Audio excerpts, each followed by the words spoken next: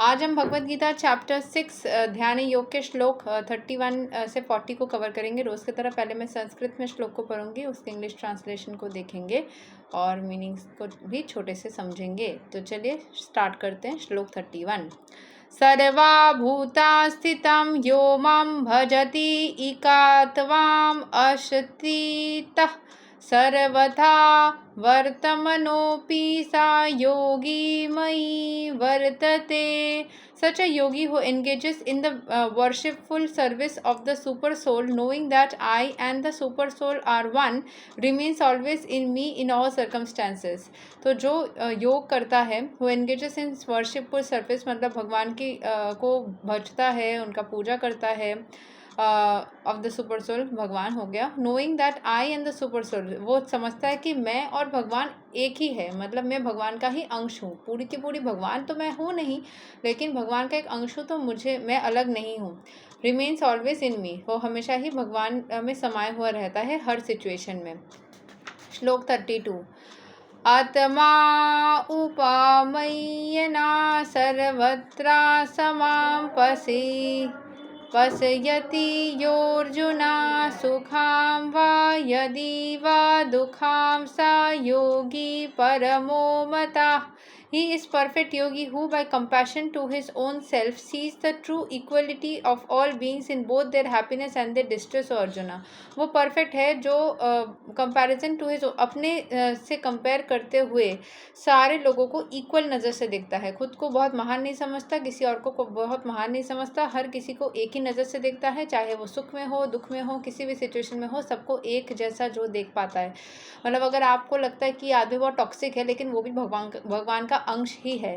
अगर ये आदमी बहुत अच्छा है, वो भी भगवान का अंश ही है। हो सकता है वो भगवान के अंश होने के साथ साथ कुछ ऐसे कंटामिनेशन में आ गया है, मटेरियलिस्टिक लाइफ के कंटामिनेशन में आ गया है, जिसके वजह से उसकी बिहेवियर में बदलाव आ गई है, पर वो भी भगवान का अंश है। अगर वो पॉजिटिविटी में आए तो वापस से उसको आप बहुत पॉजिटिव वे में पा सकते हो। तो हर कोई भगवान का ही अंश होता है, ये देखने में लग जाते हो आप जब आप भक्ति करते हो। श्लोक 33। अर्जुन उवाच योयाम योगास्त्वया प्रोक्ता समयेणा मधुसूदना इतस्याहं न पश्यामि चंचला त्वं स्थितिं स्थिराम। Arjun said, O Madhusudana, the system of yoga which you have summarized appears impractical and endurable to me, for the mind is restless and unsteady। भगवान को अर्जुन बोल रहे हैं कि आपने जो योग का सिस्टम बोला वो मेरे लिए करना डिफ़िकल्ट है, क्योंकि मैं इतना कॉन्सेंट्रेट नहीं कर पाता, मेरा माइंड हमेशा ही डिस्ट्रैक्टेड रहता है, तो मैं भक्ति कैसे करूं। श्लोक 34। चंचलाम ही मना Krishna प्रमथि बलवाद दृढ़ां तस्याहं निग्रहां मन्येव योरीवसु दुष्कराम्। For the mind is restless, turbulent, obstinate and very strong, O Krishna, and to subdue it I think it is more difficult than controlling the wind। Wind को फिर भी कंट्रोल किया जाता है, बट माइंड के थॉट्स को वो control किया नहीं जा सकता। माइंड बहुत ज़्यादा रेस्टलेस है, टर्ब्यूलेंट है, इधर उधर चलता रहता है, उसको कंट्रोल करना बहुत ही मुश्किल लग रहा है।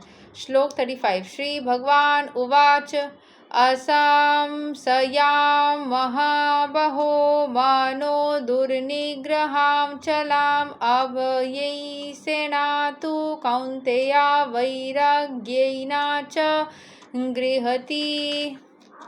Lord Krishna said, O mighty armed son of Kunti, it is undoubtedly very difficult to curb the restless mind, but it is possible by suitable practice and by detachment। Continuously अगर practice करोगे तो कर सकते हो, ठीक है, ये चीज़ possible है। अगर कंटिन्यूसली प्रैक्टिस करते रहोगे, प्रैक्टिस करते करते करते करते हर एक चीज़ पॉसिबल हो सकती है, तो प्रैक्टिस करो। श्लोक 36। असाम्यतात्मना योगो दुष्प्रपा इति मे मतिः वस्यात्मना तु यतता सखयो वपताम उपयता। For one whose mind is unbridled, self realization is very difficult work, but he whose mind is controlled and who strives by appropriate means is assured for success. That is my opinion. Mind को control करना difficult हो सकता है, but जो continuously practice कर करके अपने mind को कॉन्सेंट्रेट कर लेता है, जो सेल्फ रियलाइजेशन के जर्नी में आ जाता है, जो कि बहुत डिफ़िकल्ट वर्क है, बट जो कंटिन्यूसली ट्राई करता है वो अपने माइंड को कंट्रोल कर लेता है, एंड बाय अप्रोप्रिएट मीन्स इसको करते हुए उसको सक्सेस भी मिल जाता है। ये मेरा ओपिनियन है, ये भगवान बोल रहे हैं। श्लोक 37। अर्जुन उवाच अयति श्रद्धयैयोपेतो योगाच् चलिता मनसा आप्राप्य योगा संसिद्धिं कं गतिं कृष्णा गच्छति।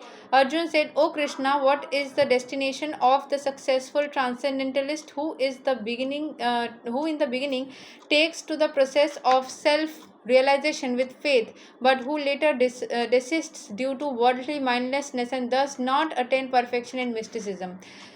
उसका क्या डेस्टिनेशन है जो कि अनसक्सेसफुल है इस प्रोसेस में। शुरू में तो उसने स्टार्ट किया, जो ज़्यादातर लोगों में होता है, लेकिन बीच में जाके उसने छोड़ दिया, तो उसका क्या होगा।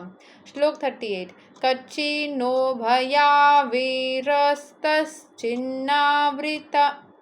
चिन्नाभ्राम इवा नश्यति आप्रतिस्थो महाबहो विमुधो ब्रह्मणा पथि। O mighty armed Krishna, does not such a man who is bewildered from the path of transcendence fall away from both spiritual and material success and perish like a raven cloud with no position in any sphere? Krishna को वो पूछ रहे, क्या वो इंसान पूरी तरीके से डिस्ट्रैक्टेड होकर के, स्पिरिचुअलिटी से गिर करके, मटेरियलिस्टिक चीज़ों से भी गिर करके पूरी तरीके से नेगेटिविटी में चला जाता है। श्लोक 39। ईतान में संशयाम कृष्णा चेतम अर्हस्य असेत्सता त्वव अन्या संशयस्या चेता नाहै उपापद्यते। This is my doubt, O Krishna, and I ask you to dispel it completely. But for you, no one is to be found who can destroy this doubt. तुम इस डाउट को क्लियर कर सकते हो, मुझे पता है, प्लीज़ इस डाउट को क्लियर कर दो। ये कृष्ण को बताया अर्जुन ने। श्लोक 40। श्री भगवान उवाच पार्था नैवेहा न मुत्र विनाशस्तस्या विद्यते नहि कल्याणाकृत कश्चित् दुर्गतिं ताता गच्छति। The Supreme Personality of Godhead said, Son of Pritha, a transcendentalist engaged in auspicious activities does not meet with destruction either in the world or in the spiritual world. One who does good, my friend, is never overcome by evil. बोले उसने पूछा था कि करते करते बीच रास्ते जो छोड़ देता है, यहाँ पे क्वेश्चन क्या था कि destination of the unsuccessful transcendentalist, जो ट्रांसेंडेंटलिस्ट है जिसने स्टार्ट किया है, वो अगर छोड़ देता है बीच में से, बिगिनिंग में तो उसने स्टार्ट किया, बट अगर बाद में जाके छोड़ देता है तो क्या होगा। तो कृष्ण बोल रहे हैं जिसने स्टार्ट किया वो कभी छोड़ ही नहीं सकता। जिसको एक बार कृष्ण ने पकड़ा वो कभी भाग ही नहीं सकता। एक बार अगर उसने स्टार्ट किया तो वो सक्सेसफुल रहता ही है, और वो ईवल से जूझ भी जाता है और वो जीत भी जाता है। ठीक है, तो कभी भी कोई हारता नहीं। इसके साथ एक श्री नारद मुनि का भी एक इंस्ट्रक्शन है जो यहाँ पे लिखा है।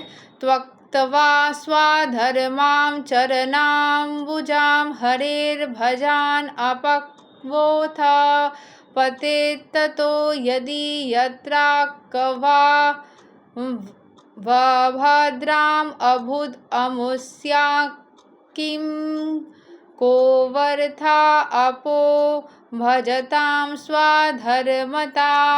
If someone gives up all material prospects and takes complete shelter of the Supreme Personality of Godhead, there is no loss or degradation in any way. कुछ है ही नहीं तुमको लॉस करने का, तुमने सारे सब कुछ छोड़ करके भगवान के चरण में आ गए, तो फिर कोई समस्या हो ही नहीं सकता। Okay, on other hand, a non-devotee may fully engage in occupational duties and yet not gain anything.